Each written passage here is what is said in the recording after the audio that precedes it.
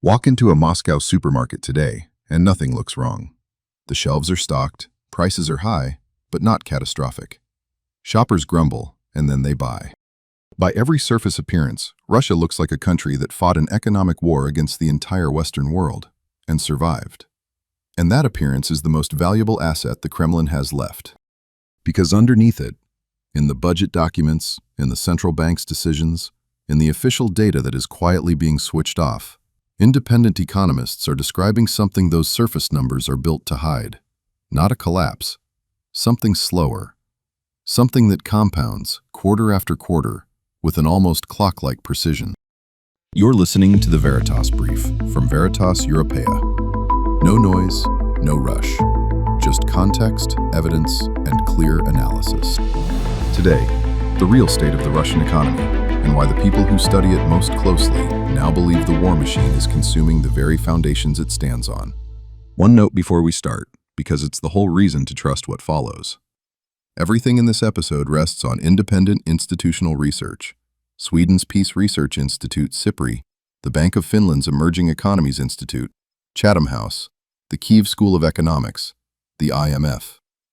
We use the Kremlin's own figures only where they can be independently verified, or where the gap between the figure and reality is itself the point. This is the story of Russia's slow burn. And here's the thing about a sugar rush. It ends. In 2025, growth fell to around 1%. Putin himself confirmed that figure in early 2026. The Bank of Finland now expects Russian growth to stay stuck near 1%, and then slip toward 0.5% a year after that. The Moscow Times put it about as plainly as you can. The economy has largely exhausted the temporary drivers that underpinned growth in 2023 and 2024. What remains is the bill.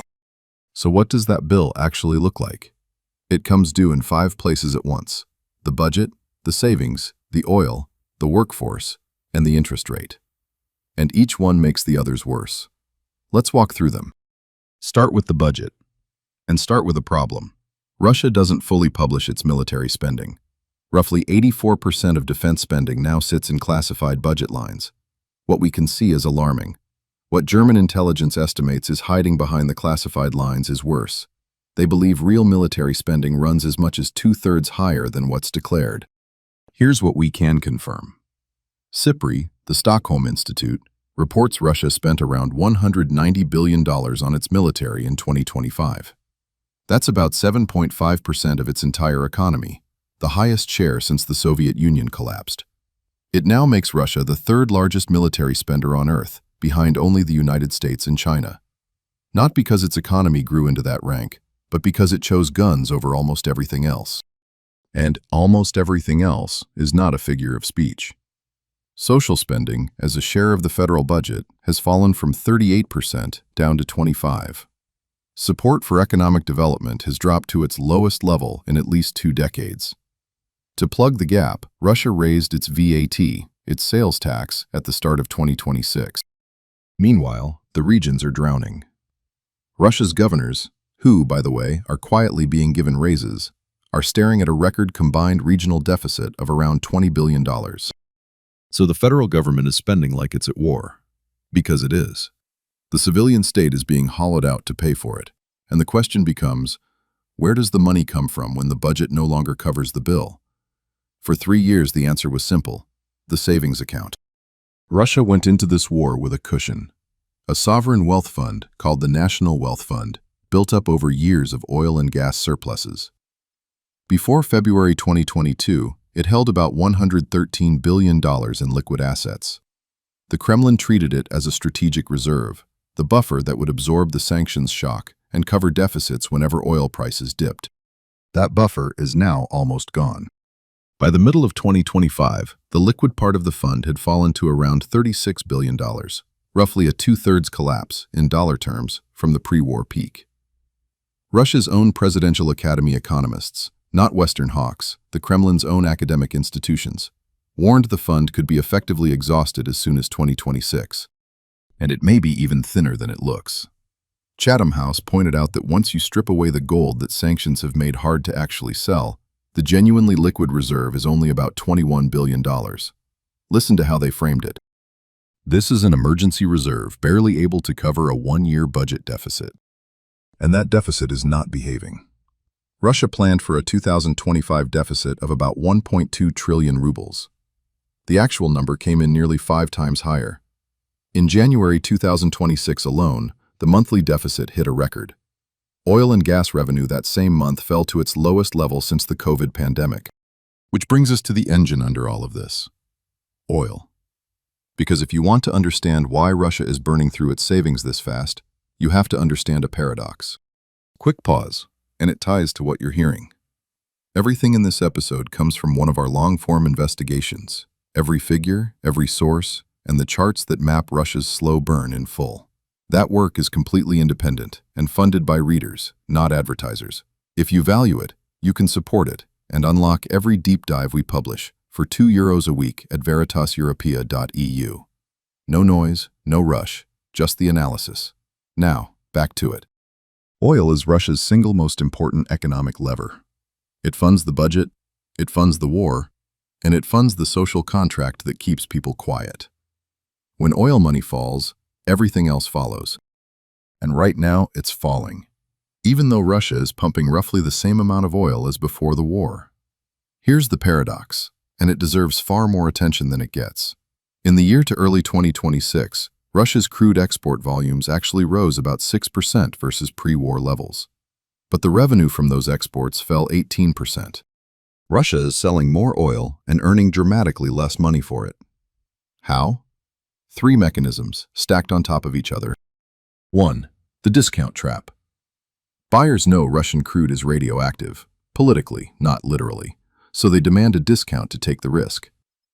Russia's flagship Urals crude has traded as low as $39 a barrel against a budget that assumed $59. That's a $20 hole on every single barrel. 2. The shadow fleet. To dodge sanctions, Russia moves most of its crude on a fleet of aging, sanctioned tankers, doing complicated ship-to-ship transfers at sea to disguise where the oil came from.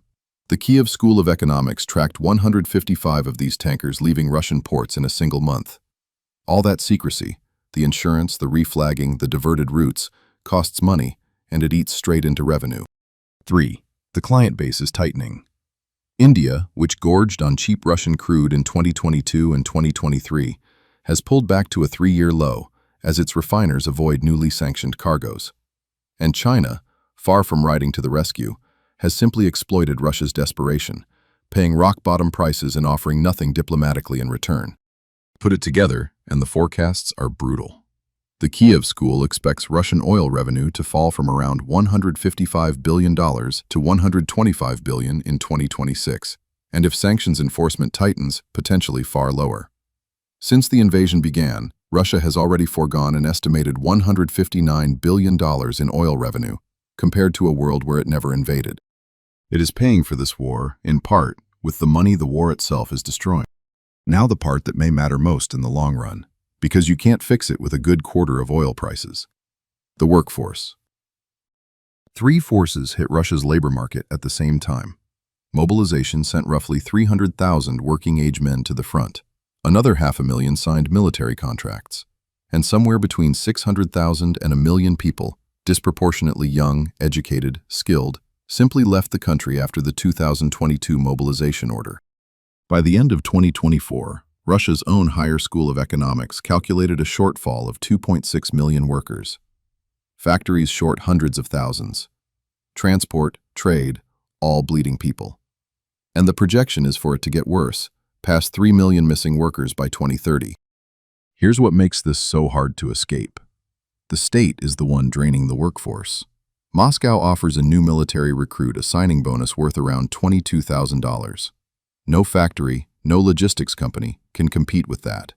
So civilian employers raise wages to hold on to anyone they can, which feeds inflation, which forces the central bank to keep interest rates punishingly high, which strangles the investment that might have let machines do the work of the missing people. Round and round. And the alarm is no longer coming only from outside Russia. Listen to who said this. German Gref, the CEO of Sberbank, Russia's largest bank, and a longtime ally of Vladimir Putin, told a state council session in late 2025. This is a question of national security and the survival of the country. Without economic growth, there will be nothing. We will not be able to solve social or other problems. When the head of the country's biggest bank uses the phrase, "the survival of the country," in public, that is not normal. That is a man saying the quiet part out loud. Which leads us to the interest rate, and one of the clearest tells in the whole story.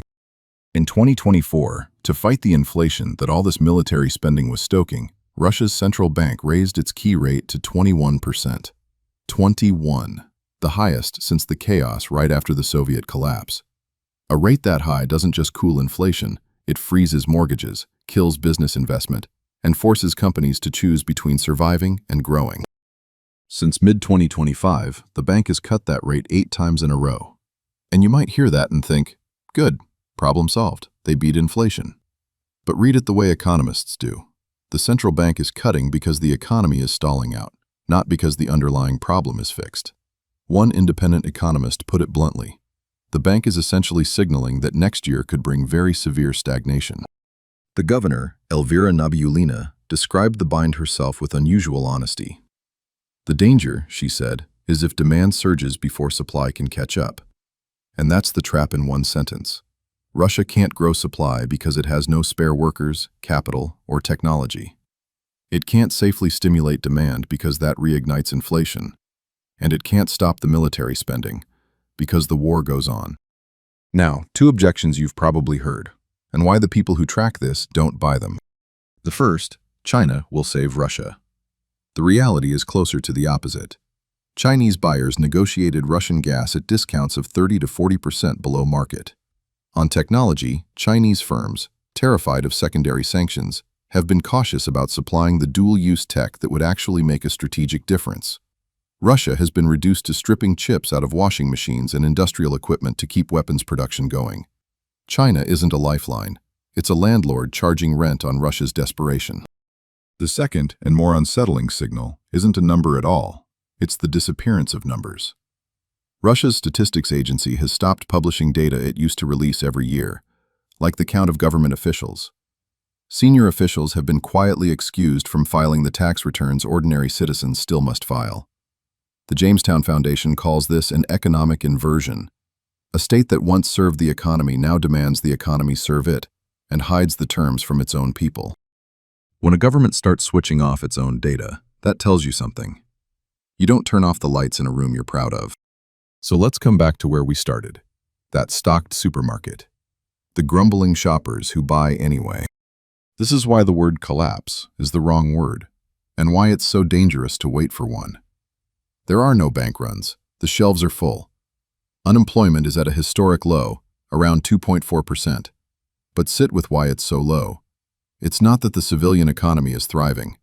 It's that the military has absorbed the very workers the civilian economy can no longer find. A labor shortage wearing the mask of full employment. A Russia specialist named Richard Connolly explains why this can go on far longer than Western intuition expects. Russians carry a hard memory of the post-Soviet 1990s. They have a high tolerance for economic pain framed as national sacrifice, and state media frames every shortage exactly that way. So high inflation by itself doesn't break the regime. But here's the line to watch, and the Atlantic Council is sharp on this. The real trigger for visible discontent isn't inflation, it's social spending cuts. The moment pensioners get less, the moment a rural clinic closes, the moment the subsidies that keep provincial Russia functioning are pulled. And that moment is getting closer, for one simple reason. The savings fund that could have protected social spending for years has very nearly been spent. The oil money that funded both the war and the welfare state now funds mostly the war. The Riddle Russia think tank put a date on the danger. By the summer of 2026, they wrote, the Russian economy had reached a point where, without a sharp jump in oil prices, it faced serious deterioration. The threshold is roughly this. Urals crude needs to trade sustainably above $60 a barrel to keep that reserve from effectively running dry. And the global energy market, shaped partly by Russia's own demand destruction, is not currently offering that. So here's the conclusion that economists from Helsinki to Kiev to Los Angeles keep arriving at. A conclusion the Kremlin rejects, but its own budget documents increasingly confirm. Russia is not winning its economic war, any more than it has conclusively won its military one. It is simply sustaining both, at a cost that piles up quietly, beneath the official statistics until something gives. The slow burn is real. The only open question is what it eventually ignites. That's this episode of the Veritas Brief. The full investigation, with every figure, every source, and the charts behind what you just heard, is on our site at veritaseuropea.eu. If this is the kind of analysis you want more of, the best thing you can do is subscribe and share it with one person who'd find it useful. No noise, no rush. Just context, evidence, and clear analysis. Thanks for listening.